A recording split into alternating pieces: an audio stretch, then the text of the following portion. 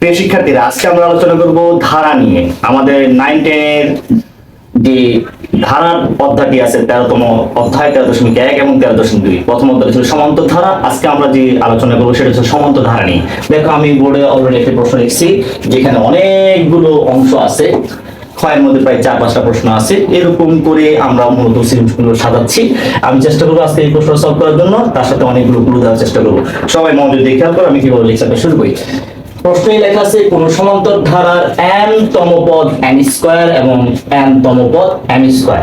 এই যে তমপদ শব্দটা, এটার জন্য যে সূত্রগুলো আমাদের প্রয়োজন সেগুলো আমি প্রথমে উল্লেখ করতেছি। সূত্র নাম্বার 1, সমান্তর ধারার n তম পদ। যেহেতু আমরা এখানে n এর উল্লেখ করছি, আমরা n টা বাদ দিয়ে কথা বলবো। এখানে লিখবো r তম পদ সমান সমান a plus r minus 1 into d। বলে রাখি, এখানে a হচ্ছে ধারার প্রথম পদ আর b হচ্ছে ধারার যে কোনো দুটি পদের অন্তর। যেহেতু এখানে ধারা দেখা যাচ্ছে না, তাই আমরা এই প্রশ্নের সমাধানের জন্য a এবং d কে ধরে নিব। তারপর দেখো 2 নাম্বার প্রশ্ন, এখানে আর প্রয়োজন নেই, আমরা আপাতত এই একটা প্রশ্ন দিয়ে এটা সলভে যাব। দেখো তো ক নাম্বার প্রশ্নে উদ্দীপকের আলোকে সমীকরণ জোট গঠন করার কথা বলা হয়েছে। এখানে কোন সমান্তর ধারার n তম পদ n স্কয়ার, তাহলে সমান্তর ধারা যেহেতু বলছে আমরা লিখতে পারি, মনে করি সমান্তর ধারা প্রথম পদ a এবং সাধারণ অন্তর d। এটা আমরা ধরে নিছি। কেন ধরে নিছি? যেহেতু ধারা আমি দেখতে পাচ্ছি না, তাই আমি তার প্রথম পদকে খুঁজে পাচ্ছি না, এবং দুইটি পদের অন্তর যে d সেটাও আমি খুঁজে পাচ্ছি না। এই কারণে আমি ধারার প্রথম পদ এবং অন্তরকে ধরে নিছি। আমরা জানি সমান্তর ধারার এই সূত্রটা r তম পদ equal a plus r minus 1 into d। এটা হচ্ছে আমাদের সূত্র। তাহলে প্রশ্ন দিয়ে খেয়াল করি, প্রশ্নে সমান্তর ধারার n তম পদ বলছে, শব্দটা হচ্ছে m তম, তার মানে r এর জায়গায় শুধু m লেখা আছে, এই কারণে আমি লিখছি সুতরাং সমান্তর ধারার n তম পদ সমান a plus m minus 1 into d। Just পরিবর্তনটা কোথায়? r এর জায়গায় m হইছে, আর জায়গায় কি হইছে? m হইছে। এরপর দ্বিতীয় স্টেপ দেখো, n তম পদ, তাহলে সেম শুধুমাত্র r এর জায়গায় কি আসতেছে?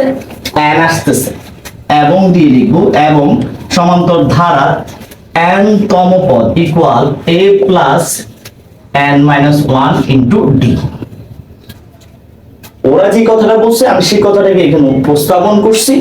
প্রশ্নের মধ্যে সে আর একটা কন্ডিশন দেওয়া ছিল, দেখো n তম পদ যাকে পাবো তার মান হচ্ছে n স্কয়ার, অর্থাৎ n তম পদের মানটা n স্কয়ারের সমান। এটা কার কথা? আমার কথা না, প্রশ্নের কথা। তাই আমরা লিখব প্রশ্ন মতে এই যে n তম পদ যেটা পাইছিলাম তার নাম হচ্ছে a plus m minus 1 into d। এইটার পরিমাণটাই হচ্ছে n স্কয়ার, এই যে n স্কয়ার। সেম ভাবে আরেকটা অংশ আছে, সেটা হচ্ছে n তম পদের মান হচ্ছে m স্কয়ার। তা n তম পদ আমরা পাইছি কিনা? এটার মানটা কার সমান হবে? n minus 1 into d। এটার মান হবে m স্কয়ারের সমান। ক নাম্বার আমাকে বলছে জাস্ট সমীকরণ জোট গঠন করো। দেখো আমি দুইটা সমীকরণ জোট গঠন করে ফেলছি। এইটুক পর্যন্তই ক নাম্বার প্রশ্নের জবাব। আমি কি বুঝাইতে পারছি কথাটা? জাস্ট তাহলে কি বুঝতেছো? r এর জায়গায় m n এরকম একটা তম পদ বললে এই সূত্রটা অ্যাপ্লাই হবে, জাস্ট r এর জায়গায় পরিবর্তন দেওয়া হবে আর সব ঠিক থাকবে। ক নাম্বার প্রশ্নের জবাব শেষ। আমরা এইবার খ নাম্বার প্রশ্নের দিকে যাব। আমি এই অংশগুলো মুছে ফেলতেছি। খ নাম্বারে যাওয়ার সাথে সাথে আমরা দেখতে পাচ্ছি লেখা আছে ধারার m প্লাস n তম পদ। কিছুক্ষণ আগেই যে সূত্রটা আমরা লিখছিলাম সেই সূত্রটাই আবার এখানে ব্যবহার হচ্ছে। এটা যেহেতু তম পদের মান যাচ্ছে, তার মানে আমার a এর মান জানতে হবে, b এর মান জানতে হবে। এই দুটা মান আমার কাছে নাই, কিন্তু আমি এই প্রশ্নের উদ্দীপকের আলোকে যে সমীকরণ জোট গঠন করছি সেখান থেকে আমি a এর মান এবং d এর মান বের করতে পারবো। এই কারণে আমাকে এই দুইটা সমীকরণ ব্যবহার করতে হবে। এই জন্য আমি লিখব ক হতে প্রাপ্ত a plus n minus 1 into d equal n square, a plus n minus 1 into d equal m square। দুইটা সমীকরণ আমরা পাইছিলাম ক থেকে, 1 নং সমীকরণ, 2 নং সমীকরণ। এই দুইটা প্রশ্নে দুইটা সমীকরণকে আমরা সমাধান করব। সমাধানের মাধ্যমে a এবং d এর মান বের করব। দেখো তো কিভাবে বের করা যায়। 1 নং সমীকরণ হতে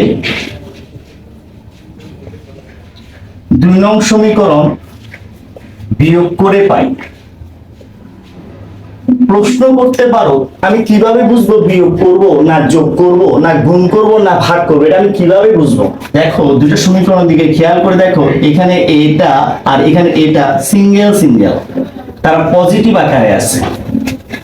আবার ডাবল বুঝিস না, সিঙ্গেল এইভাবে ব্যাসলন না, বুঝছ তো? তাহলে এ সিঙ্গেল যোগ আকারে আছে, বুঝছ তো এটা? তাহলে বিয়োগ করলেই তারা একজন বাদ হচ্ছে, অর্থাৎ চিহ্ন পরিবর্তন হয়ে যাচ্ছে। এই কারণেই আমি লিখছি 1 নং হতে 2 নং বিয়োগ করে পাই। তাহলে 1 নং এ কি লেখা ছিল বাম পক্ষে? a plus m minus 1 into d, এই যে মাইনাস 2 নং কে বিয়োগ করতেছি। 2 নং এর মধ্যে দুইজন, এইখানে দুইটা পদ আছে বাম পক্ষে, এই একটা আরেকটা যখন পজিটিভ ছিল বিয়োগ করার কারণে সেটা কি হয়ে যাবে? নেগেটিভ। এখানে অনেকে ভুল করে প্লাস চিহ্ন দিয়ে রাখবে, বুঝতে হবে মাইনাসের পরে যদি ব্র্যাকেট ব্যবহার না করি, একাধিক পদ লিখি, তাদের চিহ্ন পরিবর্তন করতে হবে। প্লাস থাকলে মাইনাস লিখবো, মাইনাস থাকলে প্লাস লিখবো। আছে কি প্লাস, লিখছি কি মাইনাস। এটা ছিল বাম পক্ষের কাজ। সেম কাজটা আমরা ডান পক্ষেই করব। দেখো তো কি ছিল? n স্কয়ার, এসে n square minus m square. পরের লাইন দেখো এই চলে গেছে। এই দুইজনের মধ্যে d কমন নেওয়া যায় কিনা দেখো তো। যদি আমি কমন নিই m minus 1, এই জায়গায় m minus 1, এই মাইনাসটা এসে মাইনাস, ব্র্যাকেটটা যদি উঠাই ফেলি তাহলে এই n এসে n, এই মাইনাসটা প্লাস হয়ে যাবে। ব্র্যাকেট যদি না দিই, ব্র্যাকেটের আগে মাইনাস থাকার কারণে চিহ্নের কি হয়ে যাবে? পরিবর্তন হবে। পরিবর্তনটা কি? মাইনাস থাকলে কি হয়ে যাবে? প্লাস, এই 1 এসে 1 ব্র্যাকেটের বাইরে দিই। তার মানে আমরা এই দুইজন থেকে d কমন নিচ্ছি, সমান n square minus m square. এইটুকু আশা করি সবাই বুঝছো।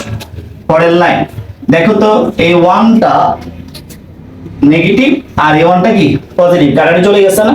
এখানে কি থাকতেছে আমাদের? m minus n into d। এখানে কি থাকতেছে? এখানে আছে m minus n, আর এখানে আসতেছে কি a স্কয়ার মানে b স্কয়ার সূত্র কিনা দেখো তো।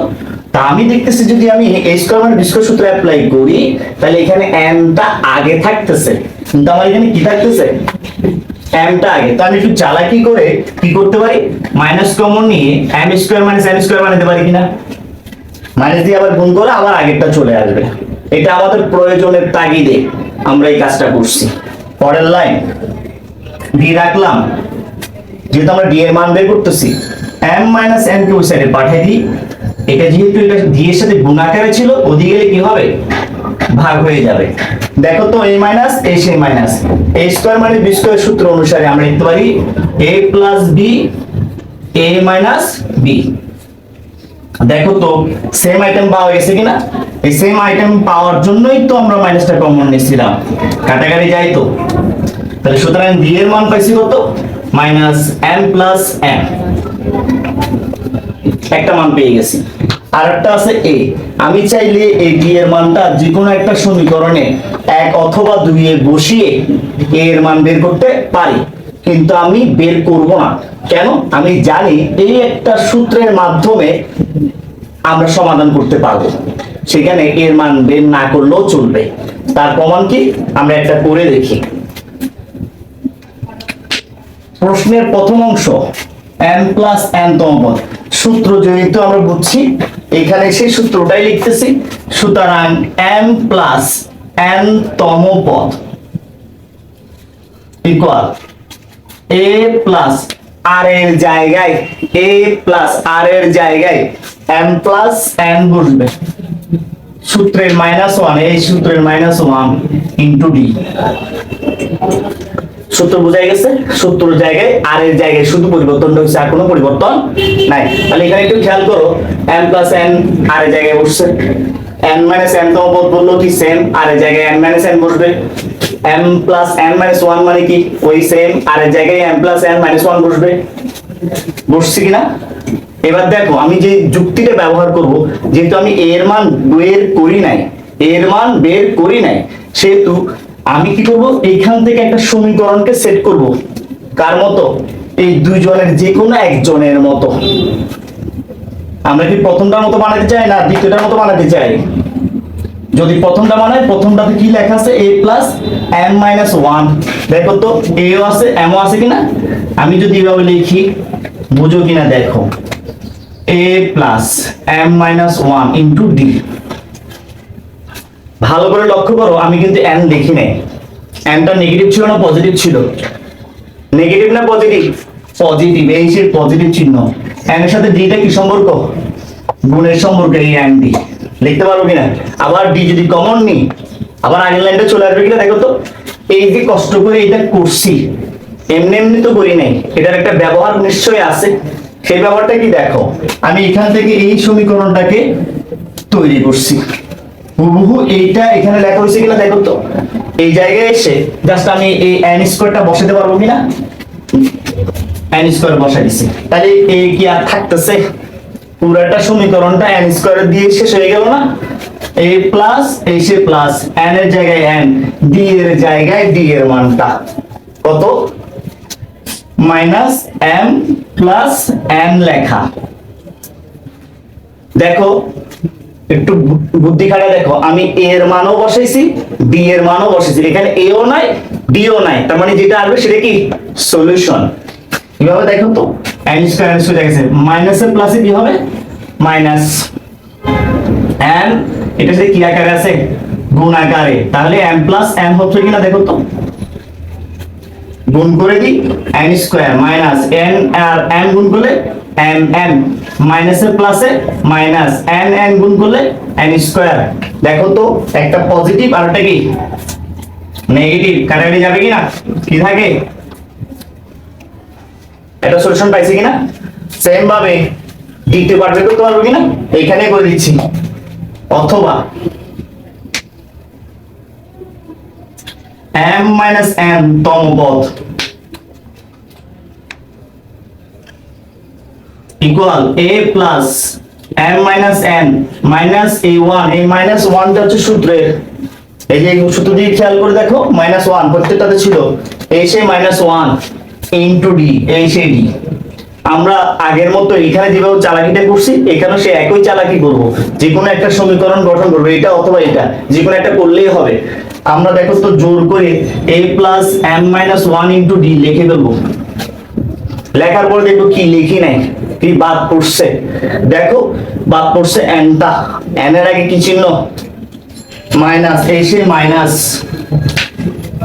n এর সাথে d এর সম্পর্কটা কি? গুণের সম্পর্ক। এই সেই n d। দেখো এটা রেডি হয়ে গেছে না? এটার পরিবর্তে আমি কি বসাতে পারি? n স্কয়ার বসাতে পারি কিনা? এই সেই n square minus minus n এর জায়গায় d এর জায়গায় কি লিখবো আমি? এটা সেকেন্ড ব্র্যাকেট দিয়ে মাইনাস m প্লাস n। এইটুকু তো ঠিক আছে, এইটুকু নিয়ে আর কোনো কোশ্চেন তো নাই। n square a minus a মাইনাসে প্লাস n এর সাথে এর কি সম্পর্ক? গুণের সম্পর্ক। দেখো n টা গুণ আকারে আছে সেকেন্ড ব্র্যাকেটের বাইরে, তাহলে সেকেন্ড ব্র্যাকেট দিছে মানে কি তার সাথে কি সম্পর্ক? গুণের সম্পর্ক। গুণ করলে কি আসতেছে? এটাই তো n square plus m n গুণ করলে m n, n এর সাথে n গুণ করলে n স্কয়ার। এটা হচ্ছে সলিউশন।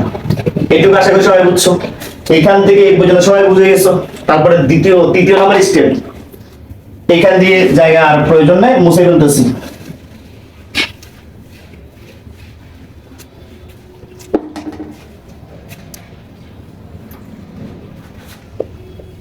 তারপর দেখো তৃতীয় স্টেপে অথবা কত তম পদ m প্লাস n মাইনাস 1 তম পদ, এই যে তম পদ, এখানে অনেক সময় ঝামেলা হতে পারে, মাইনাস 1 একটা আছে, এই কারণে ঝামেলাটা হতে পারে।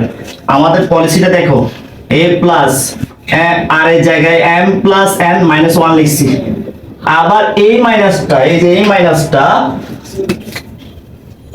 সূত্রের মাইনাস 1, এই দেখো এই যে মাইনাস 1 দেখছো ইনটু কি d, এই জায়গায় এসে অনেকে ঝামেলায় পড়ে যায়, সাজার দিকে ঝামেলা যেটা পড়ে আর কি। আমরা বলেছি কি ওই আগের মতোই প্রথমে কি করব, যে কোনো একটা সূত্র মিলাই ফেলবো, জোর করে লিখে ফেলবো। এই দেখো জোর করে লিখে ফেলছি a plus m minus 1 into d লিখে ফেলছি। আবার মাইনাসে মাইনাসে যোগ করা দরকার না, মাইনাস 2 লেখার দরকার নাই, এটা হচ্ছে বোকামি। চালাকি কি কৌশল দিতে হবে, ম্যাথমেটিক্সে আগাইতে হয় কৌশল দিয়ে, মুখস্থ বিদ্যা অতিরিক্ত শ্রম দিয়ে ফায়দা হয় না, যতটুকু ফায়দা হয় কৌশল দিয়ে। দেখো আমি রেডি করে ফেলছি, কি লিখে নেবে একটু চিন্তা করো। n লিখছি, তাহলে n এর আগে কি চিহ্ন, এই যে প্লাস n, ঠিক আছে না? এখানে কি বাকি ছিল, এই মাইনাস 1টা বাকি না, মাইনাস 1 একটা খরচ করে ফেলছি, আরেকটা মাইনাস 1 আছে কিনা, এই যে মাইনাস 1, এই দুইজনের সাথে d এর কি সম্পর্ক ছিল, নিশ্চয়ই গুণের সম্পর্ক ছিল, এই যে গুণ করে দিচ্ছি, লিখছি কিনা?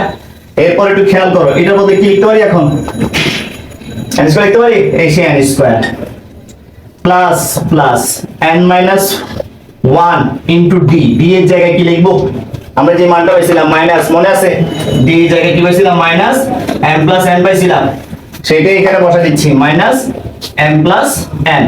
দেখো এখানেও বসাইছিলাম, এখানেও আছে সেম মানটাই, তুমি কি বুঝতেছো না? না বুঝলে বলে ফেলবা। তারপর দেখো তো n স্কয়ার প্লাস এই মাইনাসের প্লাসে কি হবে, যেহেতু এটার সাথে এটা কি সম্পর্ক, গুণের সম্পর্ক, মাইনাসের প্লাসে মাইনাস হবে, কি হবে, এই যে minus n minus 1 into m plus n। আমরা এবার গুণ করে দিব জাস্ট, দেখো তো n স্কয়ার জায়গায় আছে, মাইনাস মাইনাস জায়গায় আছে, n দিয়ে গুণ করলে m n, n দিয়ে এটাকে গুণ করলে n আর m প্রথমে গুণ n প্লাস প্লাস n আর m গুণ করলে n স্কয়ার, আবার মাইনাস 1 দিয়ে গুণ শুরু, মাইনাস 1 দিয়ে গুণ করলে মাইনাস 1 দিয়ে m কে গুণ করলে মাইনাস m, মাইনাস 1 দিয়ে n কে গুণ করলে মাইনাস n, এটুক তো সবাই উৎস।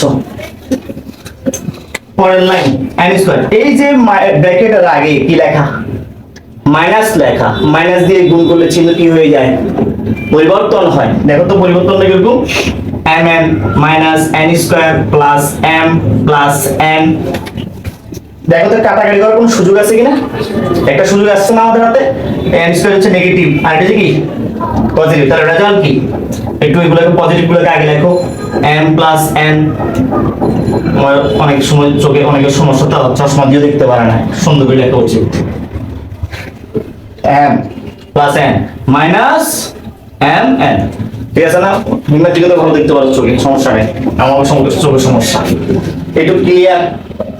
সেম আরেকটা আছে কিনা, এটাও আমরা করে ফেলি, কারণ কিছু রেখে দিলে আবার মনে কষ্ট পাবি, পরে বলবি যে স্যার কিছু করছি কিছু করে নাই, ওইটা মনে স্যার পারে না, এই কারণে এটাও করে দিই। আসলে এরকম তোমার তো এরকম করছ না, আমার তোকে নিয়ে কথা বলা যাবে না, কারণ তুই একদম কমেন্ট করছে শুধু মোরে কিছু বুটা মারেন, পরে জানো দুটা মেয়ে মানুষ। দেখ সুতরাং অথবা না আমাদের 4 নম্বর স্টেপ, অথবা m মাইনাস n মাইনাস 1 তম পদ ইকুয়াল a প্লাস, এই জায়গায় জাস্ট পরিবর্তনটা আর এর পরিবর্তে m মাইনাস n মাইনাস 1 লিখছি, এই মাইনাস 1টা হচ্ছে সূত্রের মাইনাস 1 ইনটু d, আর এই জায়গায় ঠিক আছে তো না, এটুতে ক্লিয়ার। এবার দেখো পলিসিটা কি ছিল জানি, সমীকরণটা বানাই দেবো জোর করে, কি লিখবো, a plus m minus 1 into b লিখে বলছি, কি লিখি নাই তাদেরকে আমরা আলাদা করে লিখবো। দেখো তো লিখি নাই কি, মাইনাস n লিখি নাই, মাইনাস 1 লিখি নাই, ঠিক না? মাইনাস যদি নি বুঝবি, এই যে মাইনাস দুইজন থেকে মাইনাস নিচ্ছি, অনেকে বুঝতে কষ্ট হবে, তাই আমি আলাদা করেই লিখি, n এর সাথে d, এই যে d মাইনাস 1, এই যে মাইনাস 1 এটা নিয়ে ফেলছি, এই মাইনাস 1টা রয়ে গেছে, মাইনাস 1 এর সাথে d গুণ করলে d হয় কিনা দেখো তো, n মাইনাস ওয়ালা, এই যে মাইনাস ওয়ালা n ডিটা তাদের সাথে গুণ ছিল, এই যে গুণ আকারে আছে, এই 1 এটা অথবা এটা একটা নিশ্চিত আরেকটা রয়ে গেছে না, ওই মাইনাস 1 সাথে d গুণ করলে কি হয়, মাইনাস d তো হয়, এই সেই মাইনাস d। এবার দেখো তো ওমর মনে দেখতো এটা বলতে কি বুঝতে পারি আমি, n স্কয়ার, এই যে n স্কয়ারটা বসাই দিছি দেখো, মাইনাস b n এর জায়গায় n রাখলাম, b এর জায়গায় মাইনাস m প্লাস n, আশা করি এটা মনে থাকার কথা, d এর পরিবর্তে কত minus m plus n into আর কি minus into m plus n, ঠিক আছে না, মাইনাস মাইনাস b এর জায়গায় আবার এই যে মাইনাস m প্লাস n ভেঙে ভেঙে লিখলাম আমি, কেমন। এরপর কি আসছে দেখো তো, n স্কয়ার মাইনাসে মাইনাসে কি হবে রে, প্লাস n দিয়ে গুণ করতেছি m প্লাস n, মাইনাসে মাইনাসে কি হবে প্লাস m প্লাস n। এরপরের line n square plus n দিয়ে যদি গুণ করি m n, n square plus m plus n, কাটাকাটি করতে কোনো সুযোগ নেই, আছে কিন্তু যোগ করার সুযোগ আছে। n স্কয়ার কয়টা পাইছি, কয়টা পাইছি, দুইটা, n square plus m n plus m plus n, আর কিছু করার সুযোগ আছে, এখানে কোথাও d আছে কোথাও a আছে, তাহলে এটাই আমাদের নির্ণয় সমাধান। ক্লিয়ার করতে পারছি, আশা করি বুঝে গেছে। এরকম যদি আরো চেঞ্জ করে দেয় পারা যাবে তো, বের করতে পারবো তো। তাহলে আমরা খ শেষ করলাম, কি শেষ করলাম, খ। এবার গয়ের পালা। এই প্রশ্নটা খুবই ইম্পর্টেন্ট, ভালো করে করতে হবে, বারবার করতে হবে, কারণ ধারার মধ্যে যে প্রশ্ন সবচেয়ে বেশি বার আসছে, টেস্ট পেপার দিবা পুরো টেস্ট পরীক্ষা ঘেটে দেবো, এই আইটেমটাই সবচেয়ে বেশি আসছে। বিশেষ করে এই যে প্রশ্ন আমি এখানে n তম পদ n স্কয়ার লিখছি, প্রশ্ন আসতে পারে n তম পদ n তম পদ n দিতে পারে না, তা আমি লিখে দিচ্ছি, অনুরূপ ভাবে দুইটা লিখে দিই।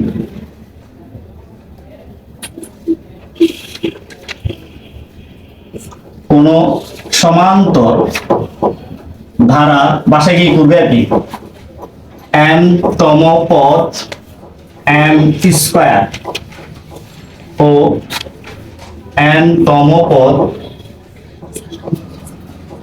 এটা আশা করি আর লাগবে না, মুছে ফেলবো আমি।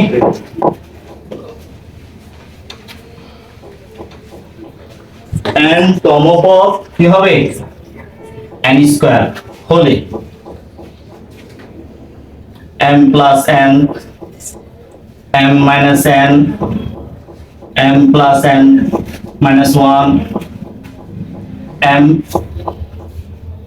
প্লাস না দিয়ে মাইনাস দিয়ে মাইনাস n মাইনাস 1 তম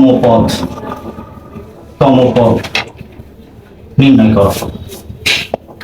সেম আইটেম, এইখানে এটাও চেঞ্জ করতে পারে, আমি তাও লিখে দিচ্ছি, এই জায়গায় m এর জায়গায় এখানে এটাও দিতে পারে, m তম পদ n তম পদ কি দিতে পারে, n দিতে পারে, সেম প্রশ্ন হতে পারে। তার মানে আইটেম যেটা করছি অনুরূপভাবে করে দেওয়া সবগুলো সমাধান করতে পারবে বলে আমি বিশ্বাস করি, কারণ তোরা জিনিয়াস, তোরা মেধাবী, তোরা চরম লেভেলের হাইব্রিড মেধাবী। এটা শেষ, মুছে গেলি। আমরা গ নাম্বার চলে আসি। গ নাম্বারটা খেয়াল করো, চমৎকার একটা প্রশ্ন, দেখতে ভালো লাগতেছে। এটা হচ্ছে 13.2 এর সাথে সম্পৃক্ত, এটা হচ্ছে গুণোত্তর ধারার অংশ। কথা কি বুঝতে পারছি? তবে সূত্রটা দিকে আমরা একটু খেয়াল করি। এটার উপর 3টা সূত্র দেওয়া আছে। কয়টা সূত্র? 3টা সূত্র। সূত্রগুলো আমরা এখানে দিয়ে দিই, মুখস্থ করে নেবে।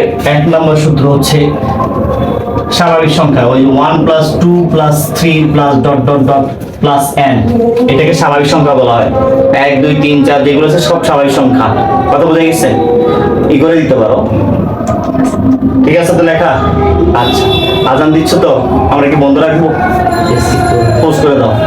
এটা বুঝো না, আরে ভিডিও এতদিন দিন চালাও, ক্যামেরাম্যান। যে এটা লিখছিলাম, এটা হচ্ছে স্বাভাবিক সংখ্যা, সিরিয়ালি স্বাভাবিক ক্রমিক সংখ্যা, 1 এর পর 2 2 এর পর 3, এখানে কোনো পাওয়ার নাই, 1 ব্যতীত কোনো পাওয়ার নাই। এটা সমস্ত সূত্রটা হচ্ছে n × n + 1/2। এটা আমাদের জানা, যাদের জানা নেই মুখস্থ করে নেবে। তারপর 2 নম্বর সূত্র হচ্ছে 1 square 2 square 3 square plus n square equal, এটার সূত্রটা হচ্ছে কি দেখো, n × n + 1 2n + 1/6 এটা হচ্ছে বর্গের সমষ্টি, n সংখ্যক স্বাভাবিক সংখ্যার বর্গের সমষ্টির সূত্র।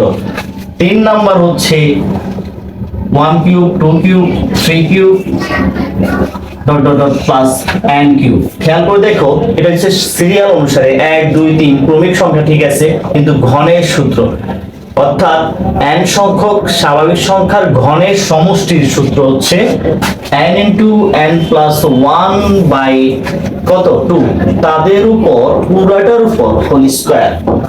এটা হচ্ছে n সংখ্যক স্বাভাবিক সংখ্যার ঘনের সমষ্টির সূত্র। আমাদের যে প্রশ্নটা করছে সেখানে লেখা আছে n সংখ্যক স্বাভাবিক সংখ্যার ঘনের সমষ্টি 441। তাহলে সূত্রটা কোনটা ব্যবহার করবো আমরা? 3 নাম্বারটা। আমরা 1 কিউব 2 কিউব লেখার দরকার নাই, আমরা ডাইরেক্ট লিখবো। আমরা জানি n সংখ্যক স্বাভাবিক সংখ্যার ঘনের সমষ্টি, একটু মুছে দিয়ে দিকে,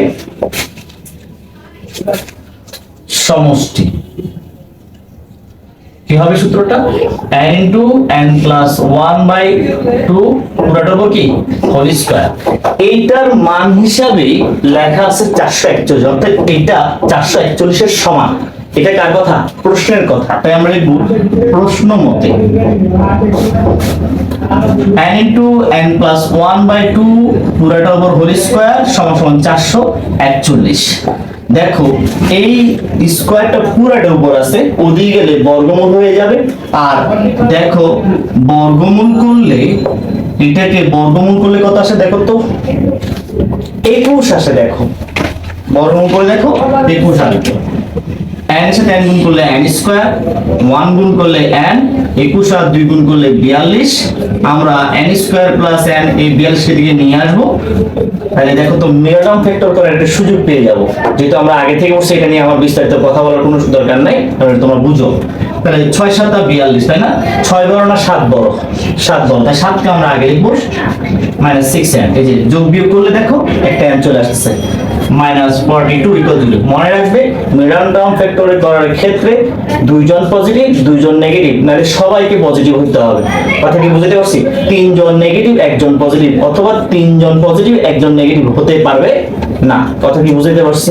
তাহলে দেখো কমন নিলে কি আছে? n কমন নিলে n প্লাস 7 -6 কমন নিলে n, এই মাইনাস কমন নেওয়ার কারণে এই মাইনাসটা প্লাস হয়ে যাবে।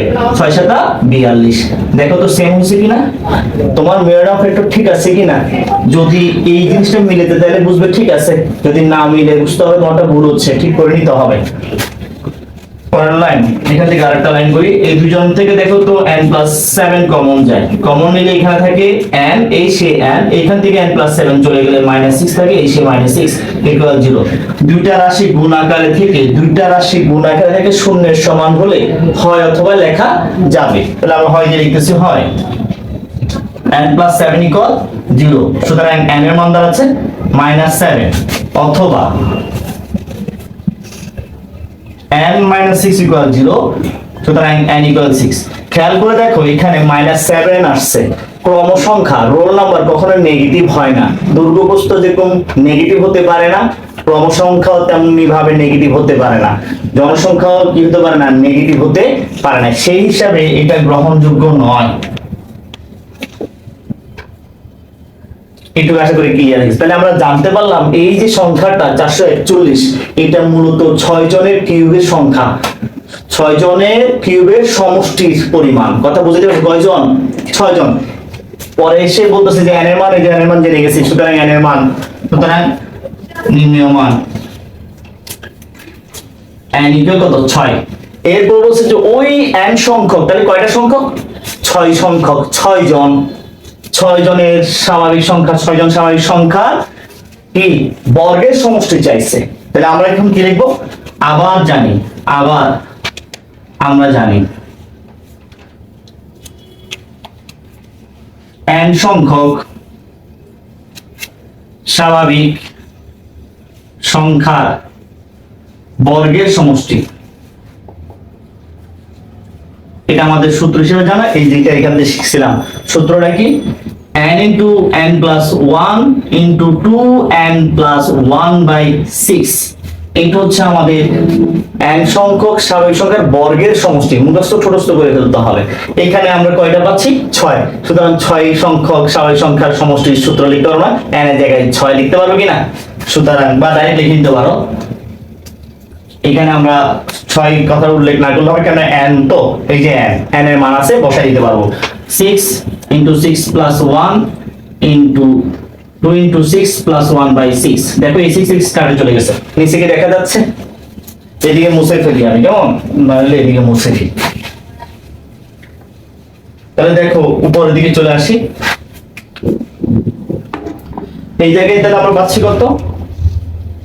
6 আর 1 যোগ করলে 7 ইনটু 6 দুগুণে 12, 12 1 গুণ করলে 13। নিচে 6 থাকতেছে না, তার মানে 6 আর 7 আর 13 গুণ করলে 7 থেকে 91 হয়। কত হয়? 91। এই 9 তার মানে আমরা যে 6টা সংখ্যা পাইছিলাম সেগুলোর বর্গের সমষ্টি হচ্ছে 91। ঠিক আছে কিনা ক্যালকুলেটর দিয়ে দেখো তো। ক্লিয়ার? বুঝা গেছে? এভাবে করে আমরা বের করতে পারবো কিনা সূত্র 3টা ব্যবহার করে? এটাই হচ্ছে আমাদের নির্ণয় সমাধান। সুতরাং n সংখ্যক স্বাভাবিক সংখ্যার বর্গের সমষ্টি হবে কত? 91। এখানে আমরা n জায়গায় 6 সংখ্যক স্বাভাবিক সংখ্যা বর্গের সমষ্টি 91। ক্লিয়ার? বুঝতে পারছি? পারা যাবে তো? আশা করি সবাই বুঝেছো। সবাইকে ধন্যবাদ। সবাই ভালো থাকবে, সুস্থ থাকবে। আল্লাহ হাফেজ।